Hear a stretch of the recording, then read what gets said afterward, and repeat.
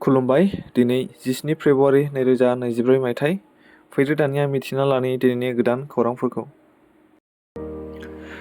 बड'लेण्ड इउनिभारसिटियाव जाबाय थानाय inter college youth festival प्रग्रामाव बुहुमनि बयनिख्रुइ उन्दैसिन प्रफेसर एबा वर्ल्ड यांगेस्ट प्रफेसर सवर्ण आइजाक बारी बिथाङा 18 फेब्रुआरियाव बाहागो लागोन। बड'लेण्डनि लाइमोनफोरजों मोगा-मोगि सावरायलायगोन। बे प्रग्रामा 15 फेब्रुआरिनिफ्राय 18 फेब्रुआरिसिम जागोन। बे प्रग्रामाव गासै 60 बड'लेण्ड इउनिभारसिटि एफिलिएटेड कलेजेसफोरा बाहागो लागोन। रुनिकाटा हाग्रा रैखाथि बिफाना आयेन बेरेखायै लाबोनाय गोबां बिबांनि दंफांफोर हमनो हानाय जादों।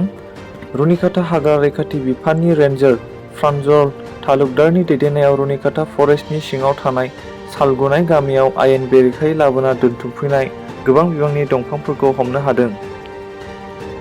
फिन खेबसेबाव क'क्राझार नोगोरमायाव मोनसे दुखुनांथाव जाथाय। बे खेबल' नङा, गोबां बेबायदिनो जाबोबाय थानायखौ जों नुनो मोनगासिनो दङ। क'क्राझाराव सासे बर' फरायसुलि गावखौनो फासि लाना जिउ फोजोबना लानाय जाथाय। बे जाथाया बिस्तिबाराव जादोंमोन।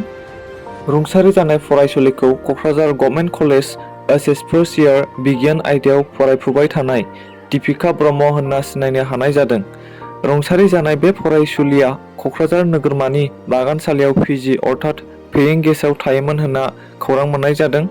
मानि जाहोनाव गावनि बेसेन गोसा जिउखौ फासि लानानै फोजोबना लाखो, बेनि गुबै जाहोनखौ दासिमाव रोखायै खौरां मोननाय जायाखै। बिटिआर सरकारा बर'नि सोरां मन्जु थियेटारनो 15 लाख रां होगोन होनना प्रमद बर' बिथाङा मिडियानि गेजेरजों फोसावना होदों।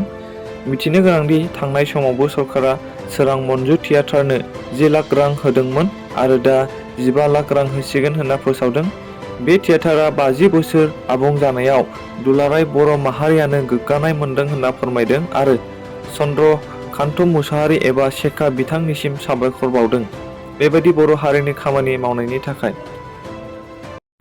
दिनैनि खौराङा एसेनोसै। नोंथांमोना भिडिअखौ नायनानै मोजां मोनोब्ला लाइक, शेयार एन्ड साबस्क्राइब खालामनानै होदो, जाहाथे बेबायदि गोदान भिडिअफोरखौ नोंथांमोना नुनो मोनबाय थायो।